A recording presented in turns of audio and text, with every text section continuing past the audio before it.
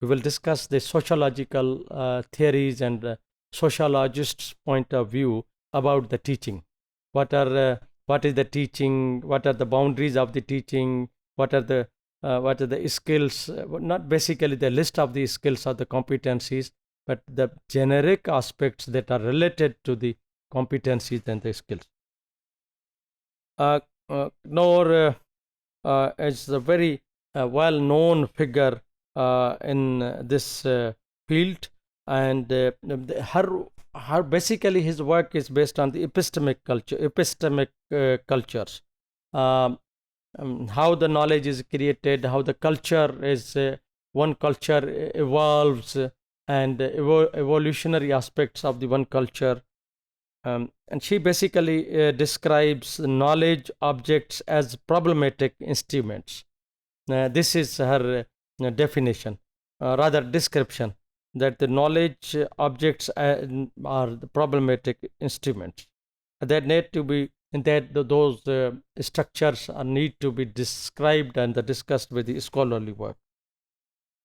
And institutional discourse and the knowledge that matters. What kind of the knowledge the discourses are essential for the institution for the development of the any profession. Institutional discourses and the knowledge for the professionalism in terms basically in the teaching profession. In 2000, Princeton has given the model that talks about the instrumental discourse and expressive and regulative discourse. The instrumental discourse talks about the transmission of the skills from one person to other skills. What are those skills? How to transfer these skills, and what are the prerequisites for the senior person that qualifies someone for possessing those skills, then transferring those skills, and their relation to each other. And the other is regulative or expressive discourse. This talks about, the previous one talks about the transmission of the skills, and this talks about the principles of the social order. What is the role of each and every one? The senior one, the junior one, the qualified one, the higher class and the middle class and the lower class, the poor class, the average knowledge students, higher knowledge students with the different colors and different backgrounds, etc.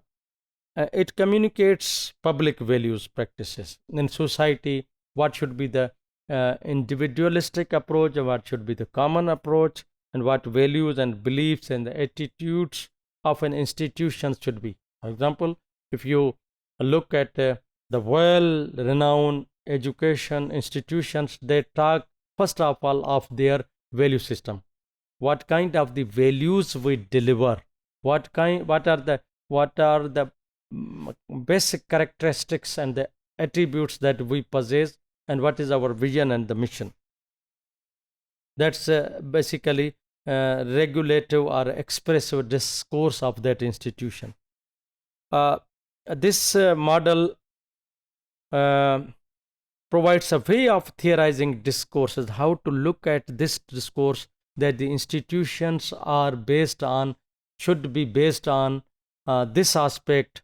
The institution should be based on the development of the skills, or the development of the behaviors, or the development of the institution should make the good technocrats, or the institution should make good human beings, responsible human beings. This is the theorizing of the discourse, theorizing discourse. What kind of the things we should have in mind for achieving that type of the personality? What kind of the intervention should we give?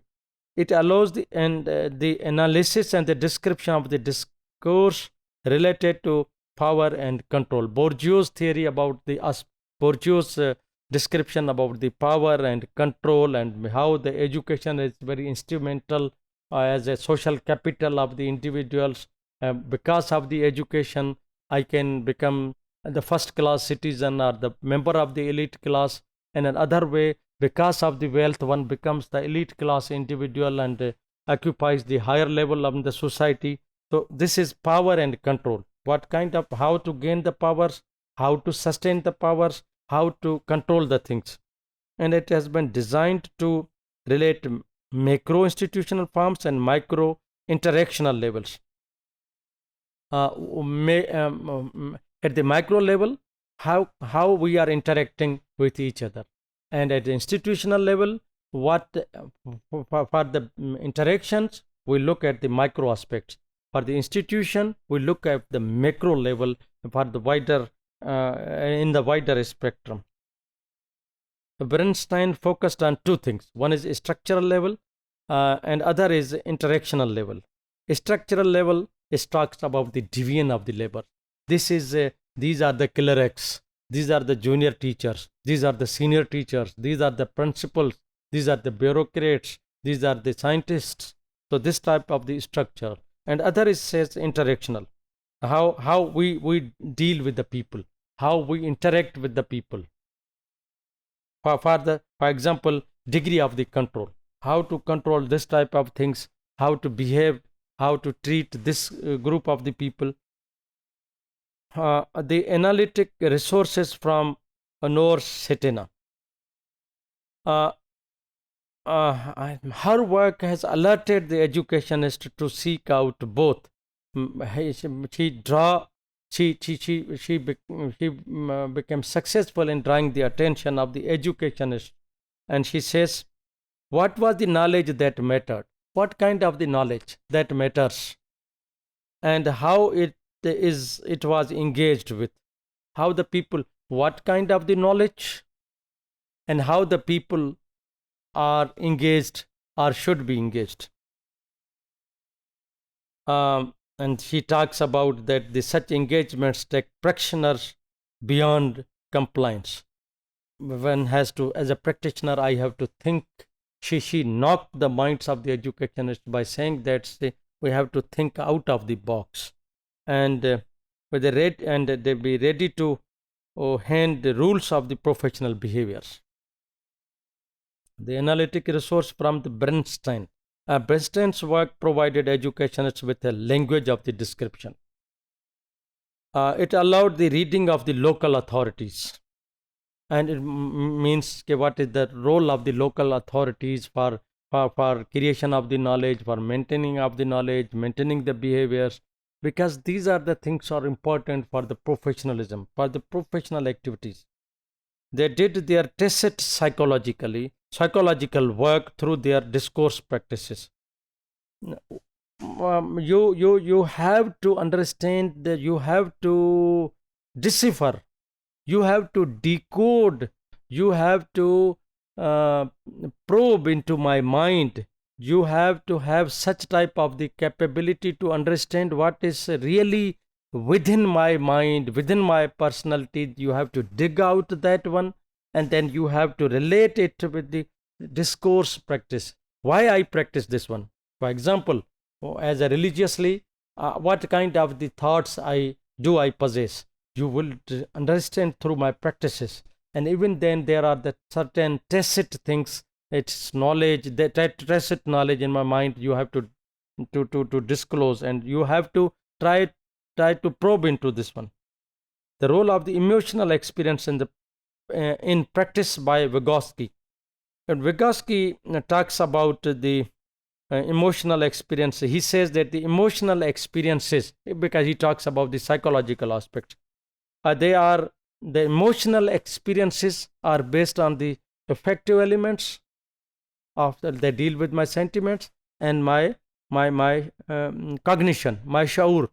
So, which always presupposes the presence of the emotions. On the basis of my knowledge, on the basis of my wisdom, on the basis of my sentiments, you can understand, you can expect of my expectations. For example, if one is from the very good family or the educated person, if he behaves abnormally or below the level of the normal level or the normal boundary, then you say that this is not the good. These are your normal practices of understanding certain things on the basis of the cognitive levels and the affective levels.